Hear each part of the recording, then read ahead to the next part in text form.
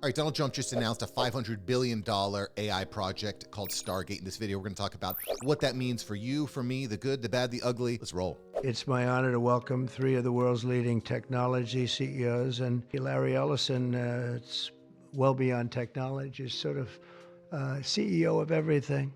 He's an amazing man, an amazing business person. That's Larry Ellison from Oracle, billionaire, tech mogul. Very interesting character, this Larry Ellison. We're going to get into that in a little bit more detail in this video. But to announce the largest AI infrastructure project by far in history, and it's all taking place right here in America. As you know, there's great competition for AI and other things, and they're coming in at the highest level. We're joined by Oracle Executive Chairman Larry Ellison, Softbank CEO, my friend Masayoshi Son, and CEO of OpenAI, and I would say by far the leading expert based on everything I read, Sam Altman. So that's great that you're coming. Sam Altman is an interesting one because Sam Altman and Elon Musk, they don't get along. Elon thinks Sam is full of crap.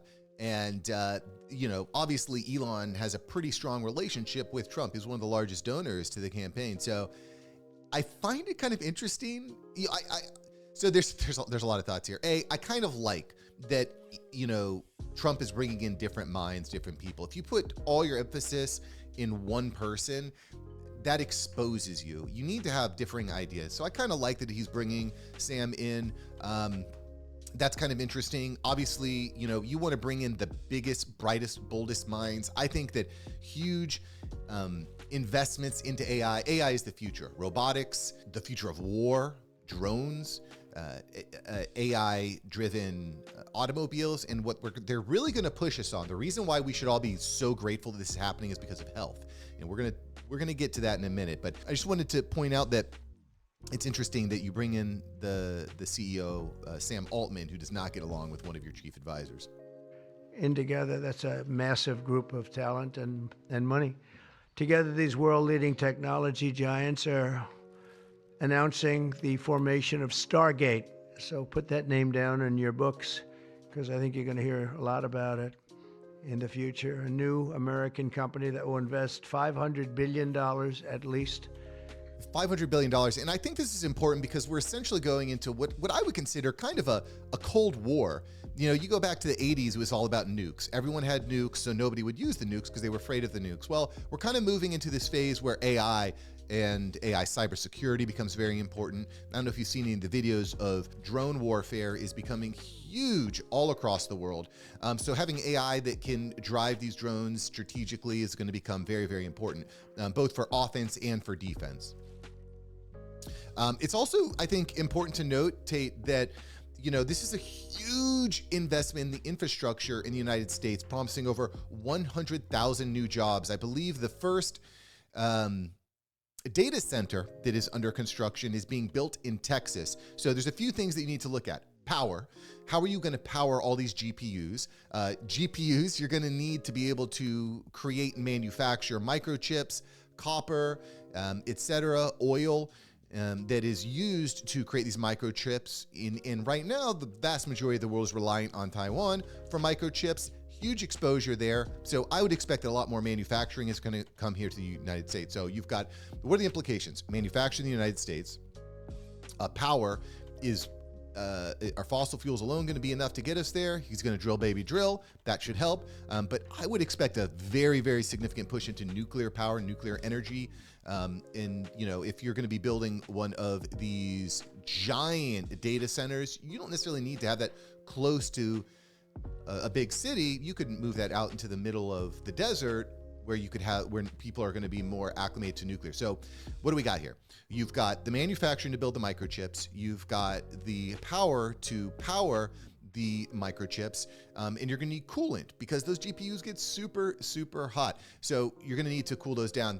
All that type of technology, I think, is under development, and those would be the kind of industries I'd be looking at. And look, my biggest fear when it comes to AI in general is not necessarily the Terminator and Skynet and robot wars, although there is a chance of that happening. My biggest fear is the loss of jobs.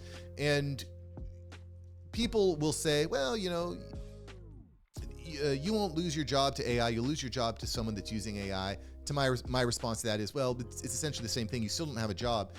You do need to be learning AI. This is the best time in history. There's going to be more opportunity now than perhaps in history. But if you get comfortable and you're not adapting and adjusting, you are exposed. So anyway, those are some key points there. Let's hear from Larry Ellison here. I think Larry Ellison has a very interesting point as to why this AI is very important and very exciting. I want you to kind of hear from Larry. Larry is the founder or the CEO of Oracle. Let's hear from Larry. He's interesting.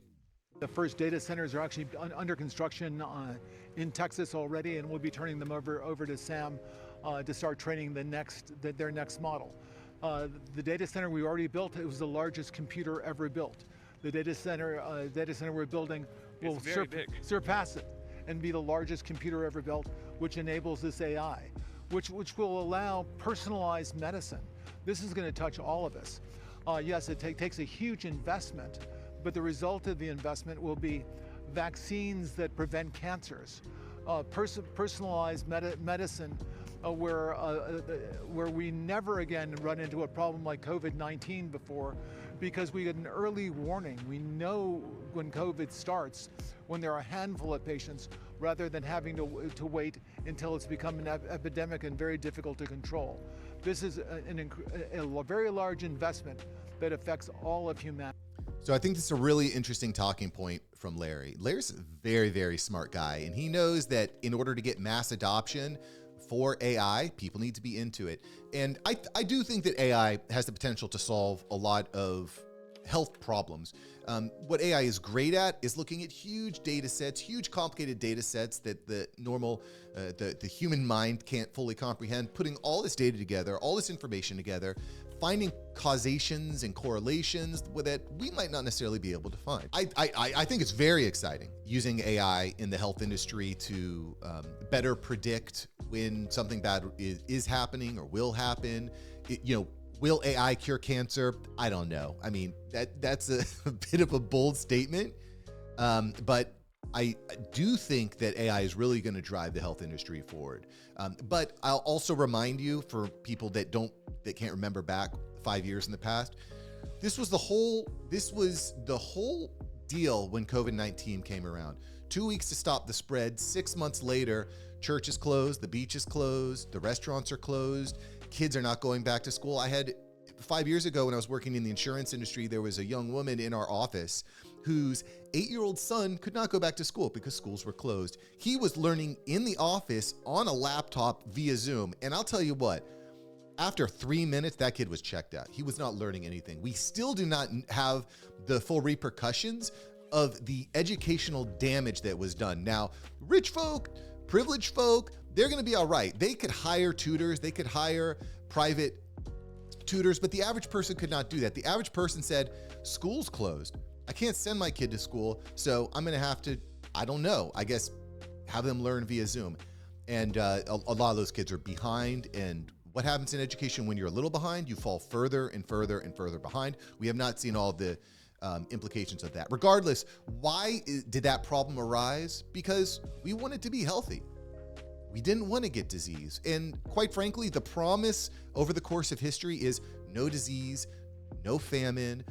You're gonna be healthy. Like, that being said, disease and cancer, I do believe it's part of the human condition. Can we make things better? Can AI help? Yes, but I'm not necessarily buying what he's selling. And I want to show you another video of Larry that I think is interesting, because this video of Larry that we just watched explains why Larry believes that AI is going to be the future of health and medicine, and how it's going to cure cancer and give you personalized medicine. All that sounds great. But let's watch this other video of Larry where he gives another vision of how AI might impact our daily lives. Police will be on their best behavior because we're constantly watching and recording everything that's going on. Citizens will be on their best behavior because we're constantly recording and reporting everything that's going on. And it's unimpeachable. The cars have cameras on them. I think we have a squad car here someplace. But those kind of applications using AI, if we can use AI, and we're using AI to monitor the video. So if that altercation that occurred in Memphis, the chief of police would be immediately notified. It's not people that are looking at those cameras, it's AI that's looking at the cameras. No, no, no, you can't do this. It would be like a shooting.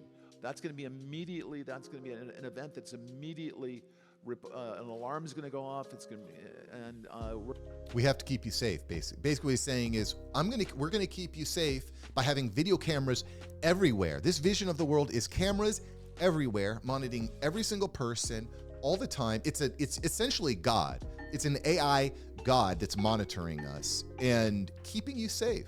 You won't have to worry about your neighbor. The AI God will keep you safe.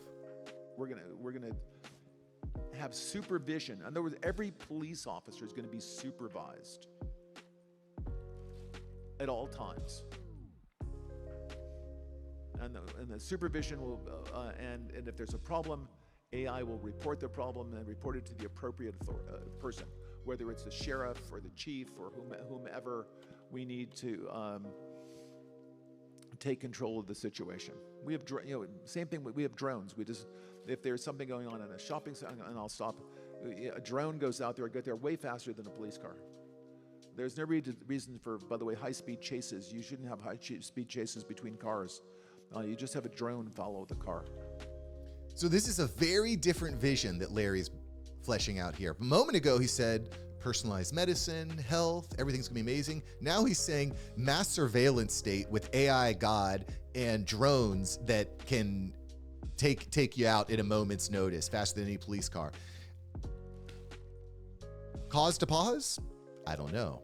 What does he need? What does Larry need in order to usher in this new level of surveillance state?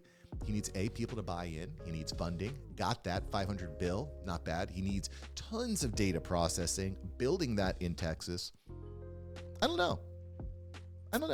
That makes me a little bit nervous. I got chills because I remember what it was like during COVID. That sucked. And, what you might say is, well, you know what? I trust the Trump, I trust Trump and I trust Sam Altman. Like I trust those guys, which, okay, mazel tov. But what about the next guys that come in? Because power doesn't stay in the same place forever. Maybe you trust Trump, but what if the next person to come in is AOC and she says anybody that wears the color blue on Wednesday, you're done. And she's got all the power with the mass surveillance state. I'm just saying. Or maybe if you say the wrong word at the wrong time, a drone flies up to you and says, you're under arrest. You said a naughty word, put the handcuffs on, and it takes you to jail. Go take a seat in this autonomous vehicle. Maybe that's where things are going. I don't know. On one side, though, one thing is for sure, the world is changing very, very rapidly, and you need to adapt. You cannot afford to sit back and just watch. So make sure you're subscribed to the channel here, subscribe to the AI Update newsletter, and keep adapting and learning. Start learning these tools now, adjusting now. There's going to be massive, massive opportunity. $500 billion, 100,000 jobs. You think that you can get a piece of that pie? I think so. I think you can get a piece of that pie, but you got to go out and get it. All right, I'll catch you in the next video. Peace.